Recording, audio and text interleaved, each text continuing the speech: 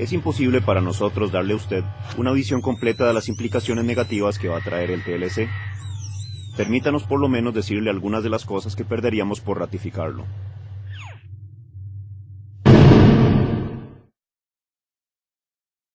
Tal vez lo fundamental y la principal preocupación que se ha manifestado es con relación al empleo, ¿verdad? Porque es realmente lo que le permite a la gente acceder o no a la distribución de la riqueza. Prefiero no gastar las baterías haciendo cálculos de cuánto se pierden. Prefiero que pase el tratado y empezar a ver cuánto se ganan. Que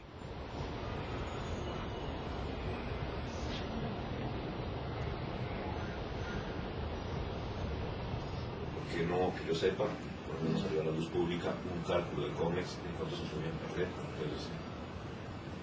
Bueno, que están en riesgo, me imagino digamos, que se pueden perder, ¿verdad?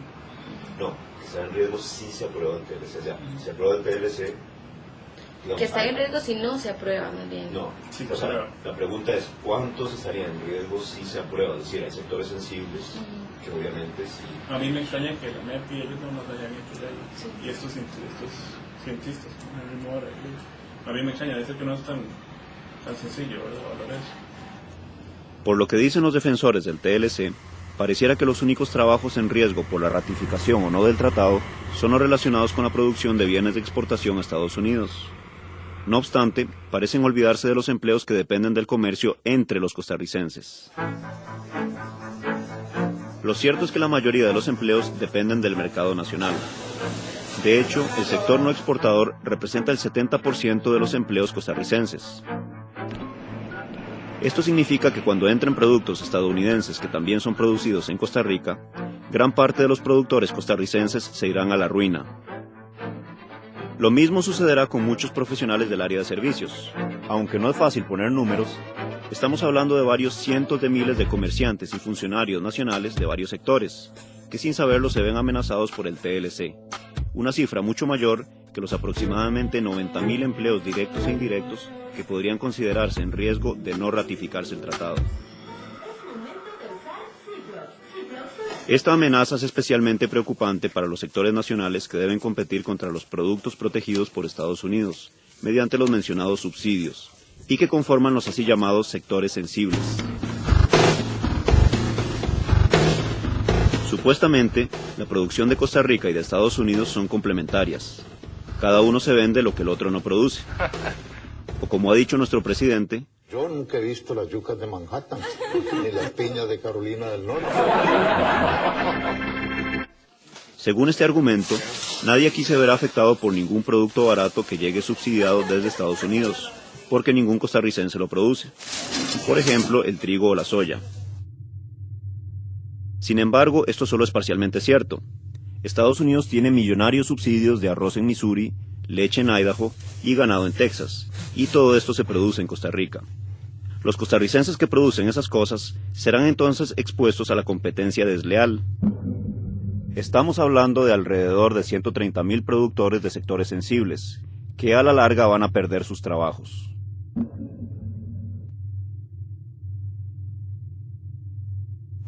Entre los sectores sensibles está también el producto más importante de nuestra canasta básica, el arroz. El sector arrocero fue incluido en el TLC en la última ronda de negociación, dando 20 años de plazo antes de permitir la entrada sin ningún impuesto de cualquier cantidad de arroz desde los Estados Unidos. A altas horas de la noche fue comunicada a la delegación costarricense de que el tema de arroz no iba a poder excluirse del tratado por las presiones que se tenían desde los Estados Unidos y que la presión era muy alta por no excluir arroz, porque arroz se había declarado como un producto estratégico y así lo declaró la Federación de Industriales del Arroz de los Estados Unidos. Lo que preocupaba a los arroceros no era, sin embargo, la competencia, sino las prácticas desleales de comercio. Si fuera competir de productor a productor, llámese norteamericano, llámese centroamericano, no tenemos ningún miedo, somos competitivos, pero no es de productor a productor, sino es contra capital. Ellos pueden producir caro y vender barato. Y nosotros sí tenemos que decirle a los costarricenses, a los arroceros, a los que están en el proceso de la negociación, que el arroz fue el gran perdedor en el proceso de negociación del Tratado de Libre Comercio. Pues bueno, la opinión de los mismos productores es que contra miles de millones en subsidios no hay 20 años que valga. Y de lo que estamos hablando casualmente es de una muerte lenta. ¿Por qué brincan los arroceros entonces? ¿Qué? ¿Porque se acaba el negocio en 20 años? Porque en 20 años sí, después de 20 años, cualquiera puede importar arroz sin pagar aranceles. El arroz es el alimento más consumido en Costa Rica, de cuya producción dependen más de 60.000 empleos para 1.300 familias. No importa cuántas bendiciones este párroco le eche a los arroceros, este y otros sectores están condenados a la desaparición. Al ritmo que tenemos de apoyar a nuestros productores, no sería raro que esta flamante implantadora de arroz fuera un eje de la producción nacional dentro de 20 años. Solo con una lógica de gladiadores, puede decirse que ponerle plazo a la muerte de un sector es contribuir a la competitividad del mismo. Y no hay que pensar que la producción nacional se verá afectada solo al final de esos plazos. Primero, el punto de partida en muchos casos del arancel es muy bajo. Por poner un ejemplo, en el caso de la carne de res, el punto de partida para bajar el arancel es un 15%. Cuando Costa Rica podría eventualmente haber tenido la posibilidad de aplicar un arancel del 45%, que es el que tiene autorizado en el marco de la OMC. Como si fuera poco, los que diseñaron el tratado incluyeron mecanismos truculentos para brincarse esos largos plazos. Se aprueba una cosa que llaman contingentes arancelarios, que es una cantidad de producto que va a entrar desde el primer año de vigencia del tratado libre de impuestos, es decir, con arancel cero. Entonces se aprueban, qué sé yo, más de 1.000 toneladas de productos lácteos, es decir, desde el primer año de vigencia del tratado, más de 1.000 toneladas de carne de cerdo, es decir, desde el primer año de vigencia del tratado. Entonces el proceso de erosión de la producción nacional, es decir, por el efecto de la producción importada, se da desde el mismo inicio del tratado, ¿verdad? Del momento en que el tratado fuera aprobado. Para colmo, unos procedimientos que suelen tener los tratados comerciales para que los países puedan reinstaurar en casos de emergencia impuestos que ya habían sido eliminados, llamados salvaguardias, tienen un pequeño matiz en nuestro TLC. La salvaguardia en el TLC tiene un periodo de vigencia específico. El periodo de vigencia está dado por el periodo de grabación arancelaria. ¿Esto qué significa? Una vez que todos los aranceles en el país llegaron a cero, no hay salvaguardia.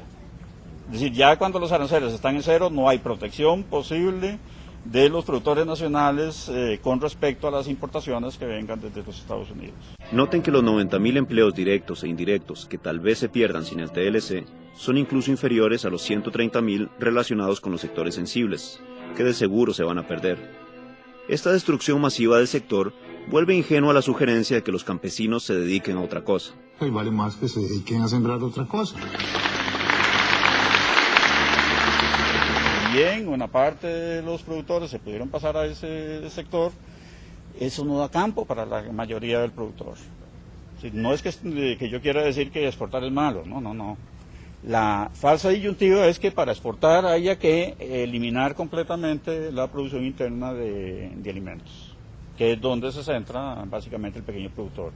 El pequeño productor yo creo que va hacia la ruina, ¿no? Una parte importante. Lógicamente que eso va a provocar un incremento de la migración rural-urbana, de la pobreza rural. Vamos a pasar un poco a la misma situación, es decir, que ha vivido México, ¿verdad? Un enorme excedente de población que se va del campo a la ciudad y de las ciudades a Estados Unidos.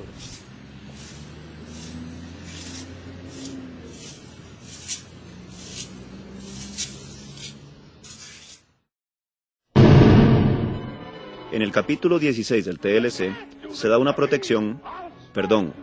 restricción a los derechos laborales, quedando reducidos a los mínimos requisitos internacionales. Mucho de lo que en Costa Rica entendemos por legislación laboral, casi todo queda excluido de la definición de legislación laboral de ese capítulo, incluyendo garantías constitucionales, como la seguridad social, como el derecho a las vacaciones, como el derecho de huelga. Eso ni siquiera se menciona. Y como antes también le dije, ni siquiera un trato especial para proteger a las mujeres de la discriminación de que son objeto. El TLC no prohíbe aplicar